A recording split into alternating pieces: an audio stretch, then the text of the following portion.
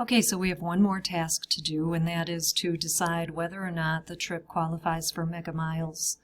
And so if the trip, the distance in miles is 2,500 or greater, then they qualify for mega miles. Or else, if they don't, we're going to tell them you can add X amount of miles to the trip to qualify for the program. So this is fairly easy. Let me get this out of the way here.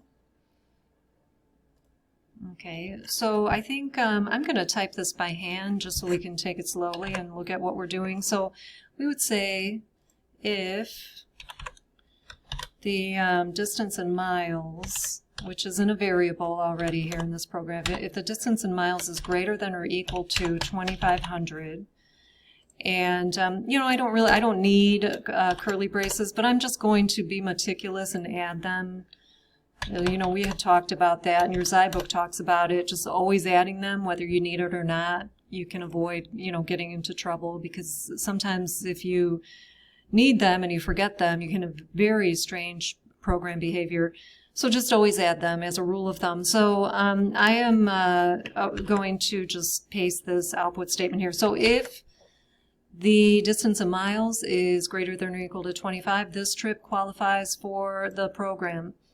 And in the else clause here, the else branch, we want to tell them to add X amount of miles to qualify for the program. So one way of doing it is to just drop the calculation into the output stream, which is perfectly fine. Okay, so I've already done that here. So if I subtract the distance in miles from 2,500, then I'll get the miles left that they have to go in order to qualify for the program. So that's one way of doing it. Another way it could be is to put it in a variable. So if I said something like int miles left equals the 2,500 minus the distance in miles. Okay, so that's fine too. And then I would just plug in miles left here. Either way is fine. So the result would be the same. So yeah, that should do it. So let's see, let me just test it one more time and then I'll end this. We have O'Hare Airport going to Palm Springs, and we said that was 1,979 miles. Okay, and here we are. We have the miles converted to kilometers. We said that was almost 4 hours. We're displaying to 2 decimals.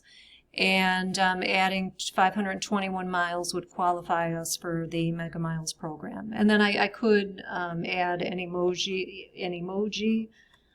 I don't think, yeah, there, hang on here. Lastly, we're ending with the thank you for flying.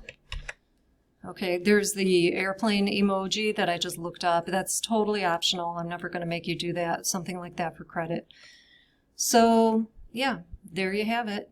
So this will give you a really good idea of what to expect on Exam 1 by way of kind of program structure and level of difficulty. Obviously, it'll be a different theme and a different program, but it'll be very similar to this.